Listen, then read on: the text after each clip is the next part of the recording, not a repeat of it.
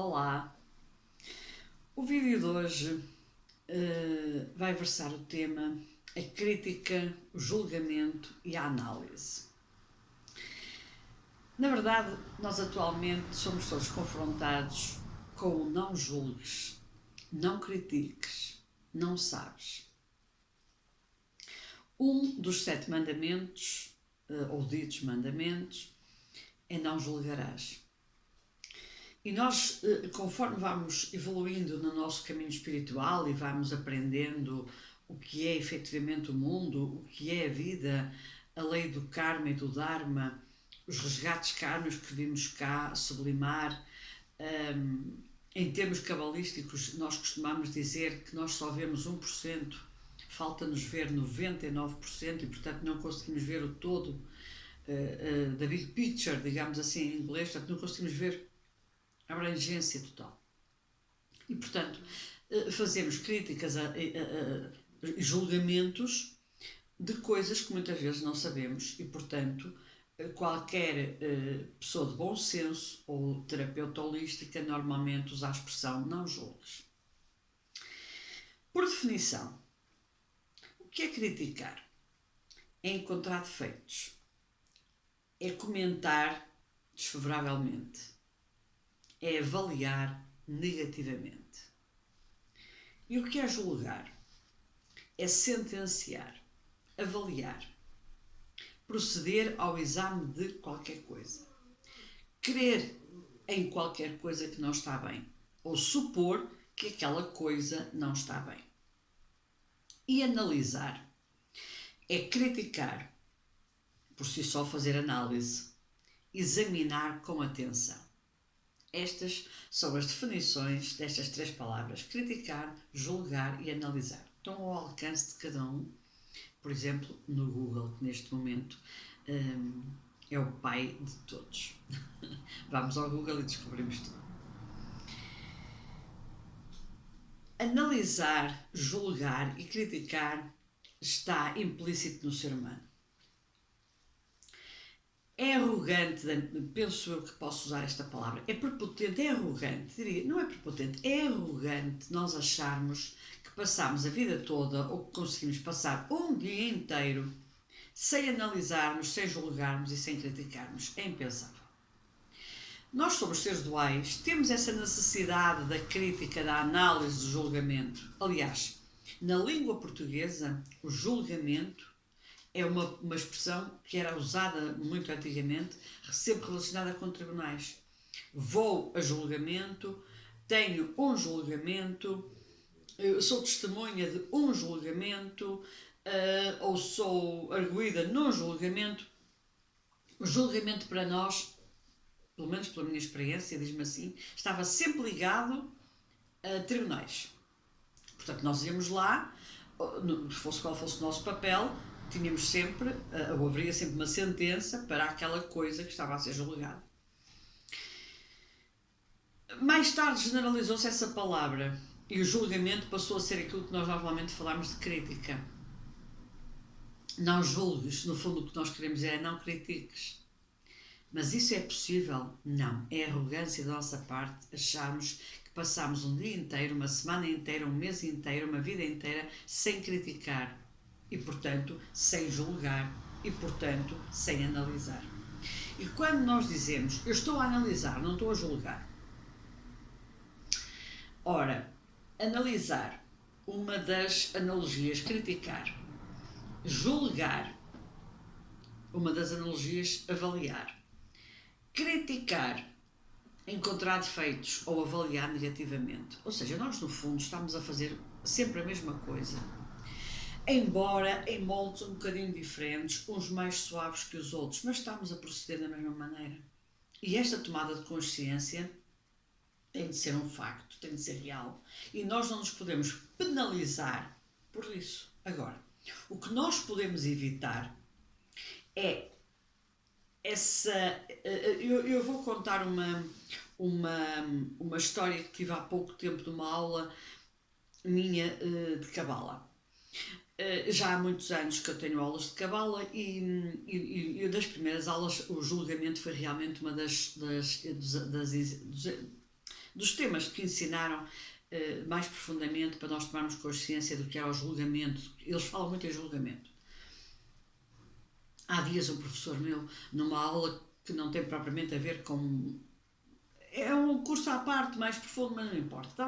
O tema acabou por versar esse julgamento, essa crítica, que ele dizia o seguinte: quando nós humilhamos publicamente alguém, até a nível privado, mas publicamente alguém, quando nós vexamos alguém, colocamos aquela pessoa numa situação de vulnerabilidade absoluta, nós provocamos uma espécie de morte.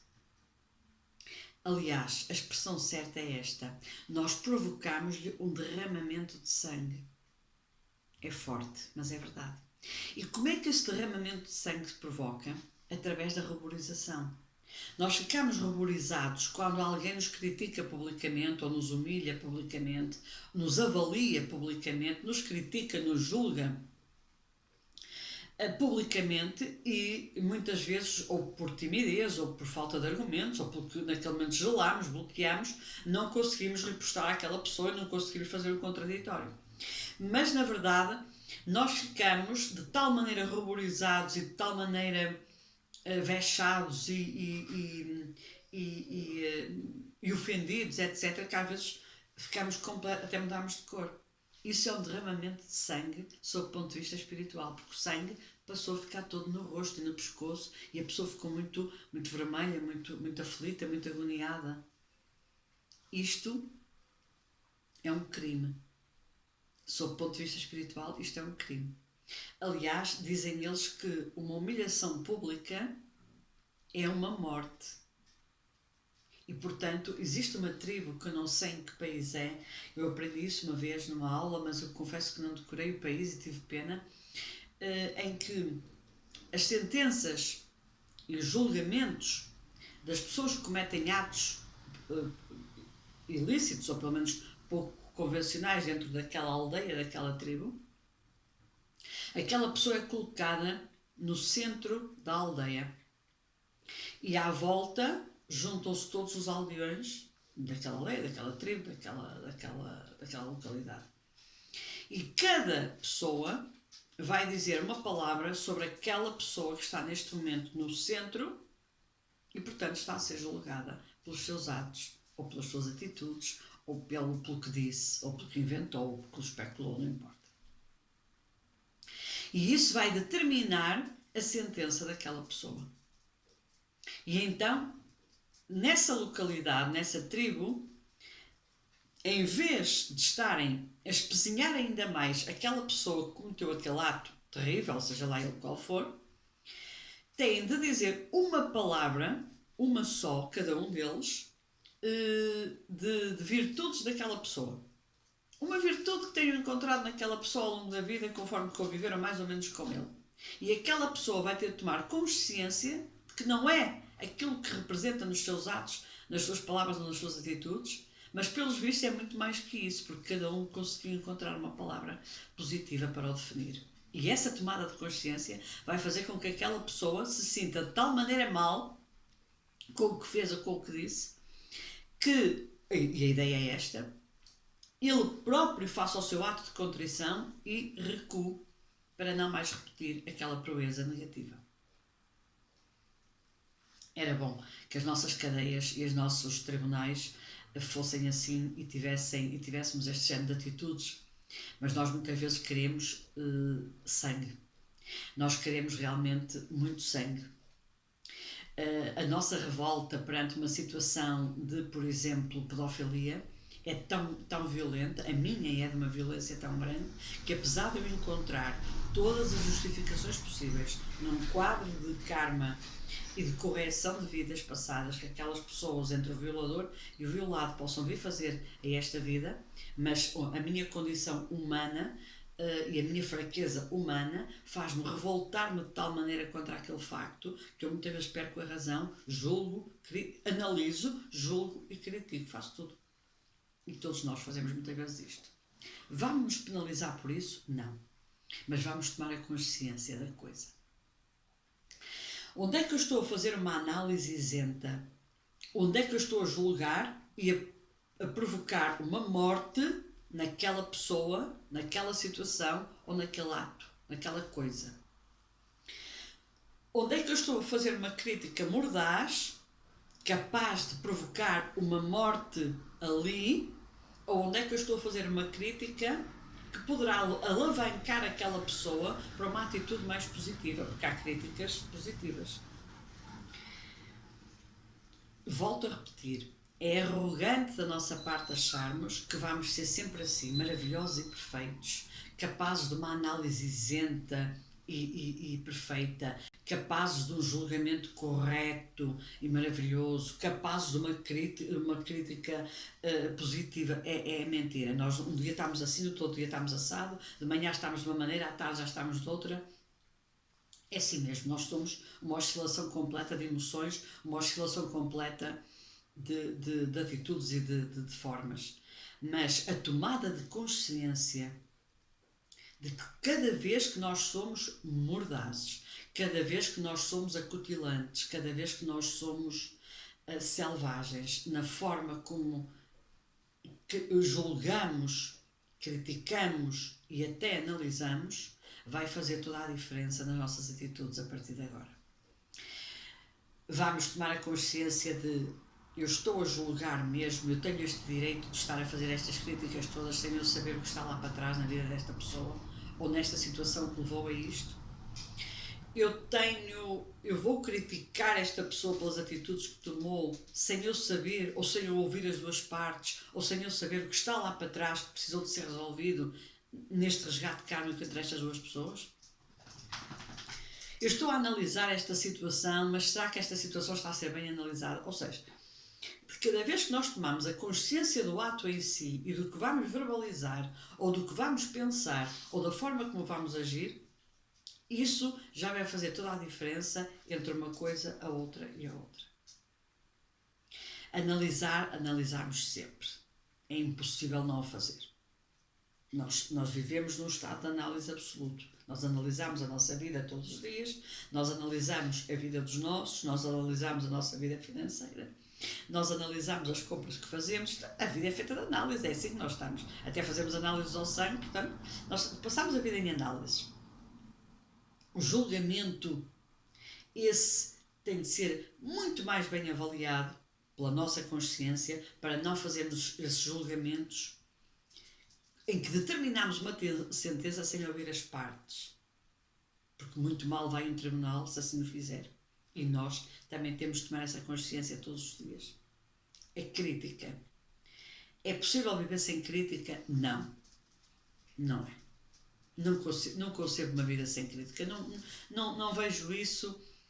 Talvez nos próximos tempos, quem sabe, nesta era de aquário em que vamos entrar, muita coisa vai mudar e o nosso estado de consciência também irá acompanhar, tem de acompanhar, não é irá, tem de acompanhar esta mudança, disso não tenho mais pequena dúvida.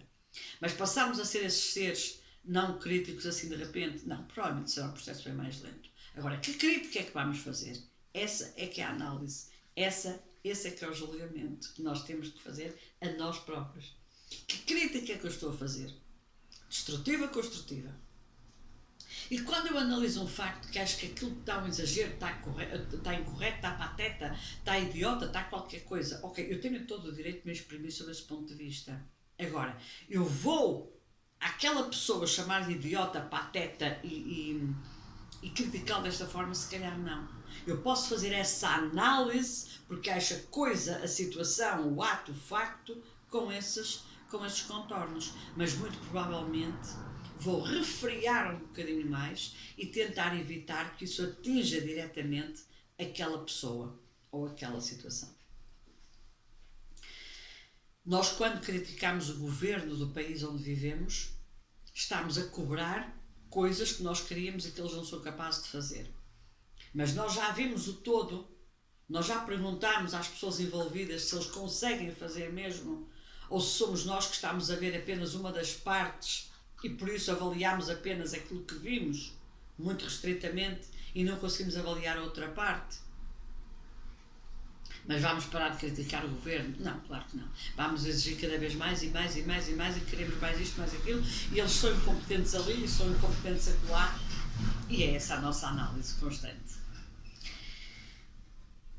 Eu costumo dizer o seguinte: nós não vamos lá através desse julgamento feroz, do insulto, embora nos apeteça, então a mim apetece-me todos os dias e a todas as horas. Mas já cheguei à conclusão que eu não chego a lado nenhum com este método, é melhor usar outro.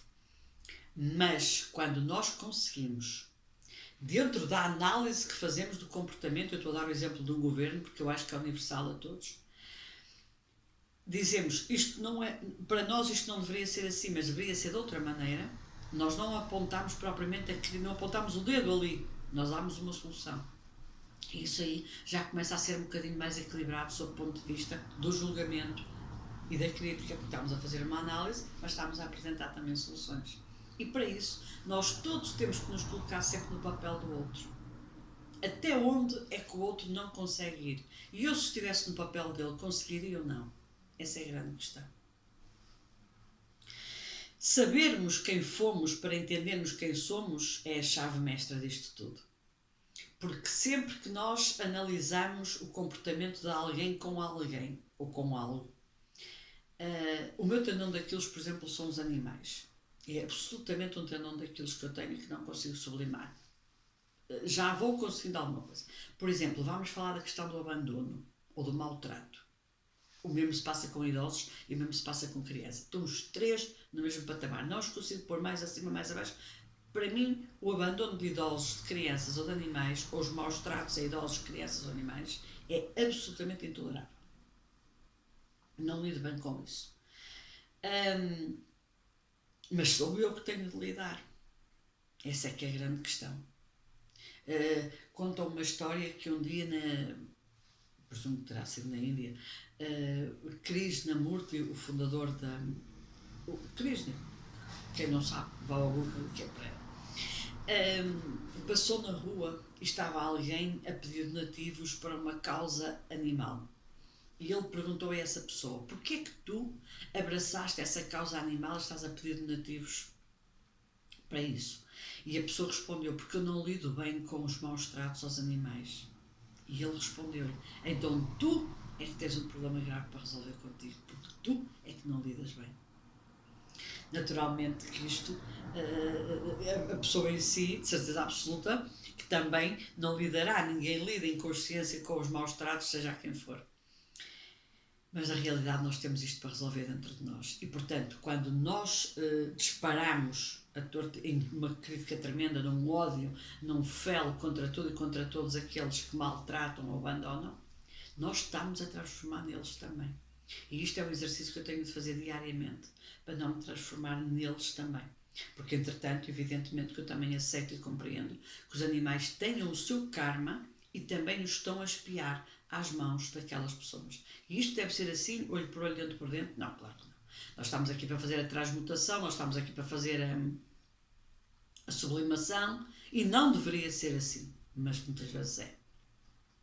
Karmas, vidas, impasses, que mais dia menos dia serão resolvidos, se não for nesta vida será noutra, e quanto mais tempo demorarmos a resolver, mais tempo esses nós se vão perpetuar no tempo e nos fazer ir e vir, as idas e vindas do ciclo das almas, que perpetuamente nós vamos alimentando quando não conseguimos sublimar, transmutar, transcender e limpar.